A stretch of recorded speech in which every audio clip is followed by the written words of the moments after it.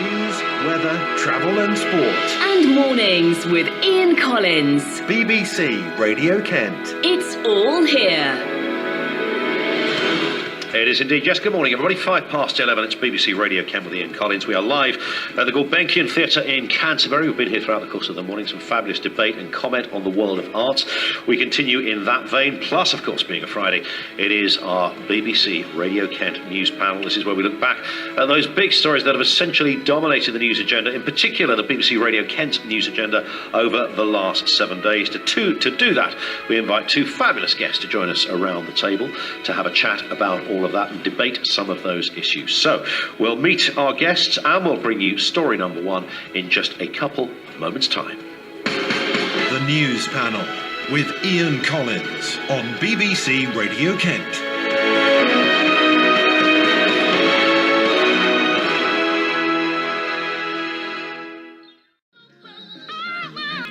BBC Radio Kent, 8 minutes after 11 o'clock. It's a Friday morning. We take you into the weekend in fine form, of course, with the BBC Radio Kent news panel. We'll meet our two guests in a couple of moments. They'll be helping us look back at the big issues of the last 7 days. Nathalie Banaigs is the founder and director of Kent Creative Arts. Nathalie, good morning to you. Good morning. Nice to have you with us. You are obviously passionate about the arts. Yeah, although so much so you brought it from Paris to Kent. Yes, I was practicing that in Paris as well. As well, indeed, yes. No. Tell us a little bit more about your job and background. Yes, okay. I run an art organization called Kent Creative Arts. What we do is about encouraging and promoting creativity in Kent. There are, as you know, a lot of talented people there. We also try to promote the art, not the art themselves, but what you can do for people in everyday life and using it for learning, for well-being, happiness, etc., which, as was discussed before, Indeed, has a massive impact. It's the missing element, isn't it? It's not talked about enough, perhaps. Well, creativity is a set of mind first, and it's being innovative and thinking outside the box and all that. Making art is a consequence of that. But before that, there are lots of things people can benefit from. So we run community projects where people can use art to express themselves, share their views, learn about their heritage, the place in which they live, etc. And there's kind of the biggest project we run at the moment is Kent Creative Live, which is a group for artists and creative people where we encourage entrepreneurship. Okay.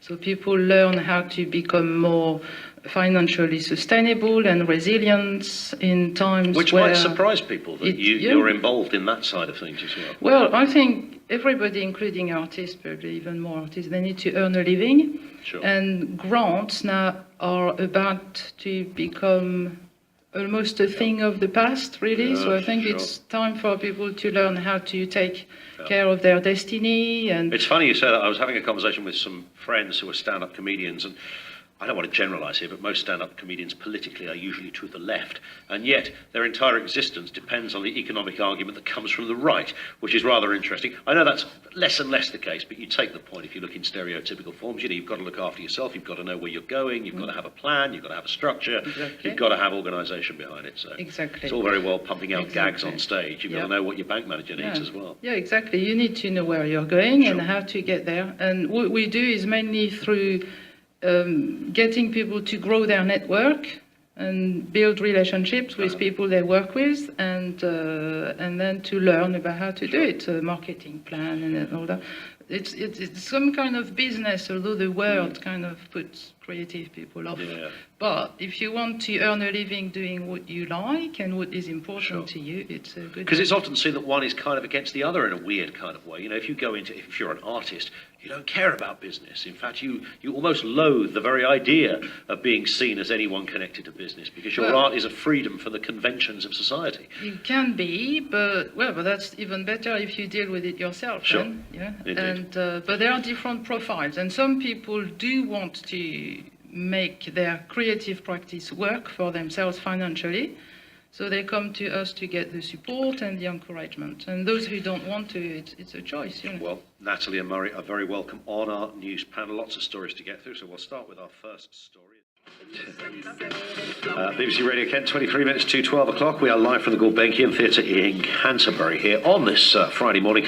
But the news panel, as you would expect, is still here. We have Nathalie Banaigs, who's the founder and director of Kent Creative Arts. Also, Murray Evans, press officer with Kent County Council. We should also mention, Nathalie, this story, because this is clearly dear to you. A report claiming creativity and arts were being squeezed out of schools. This was a study by Warwick University, said cultural experiences and opportunities were being closed off to youngsters, and there had been significant decline in the number of state schools offering arts subjects taught by specialist teachers. The research revealed that between 2003 and 2013, so over a 10-year period, there was a 50% drop in GCSE entries for design and technology, 23% for drama and 25% for other craft-related subjects. And it's interesting, Nathalie, that on our debate in the first hour, we talked a lot about that, how the arts is very much reduced as kind of almost a hobby. So it's not that important. You've got maths, you've got English, bit of history, some sciences,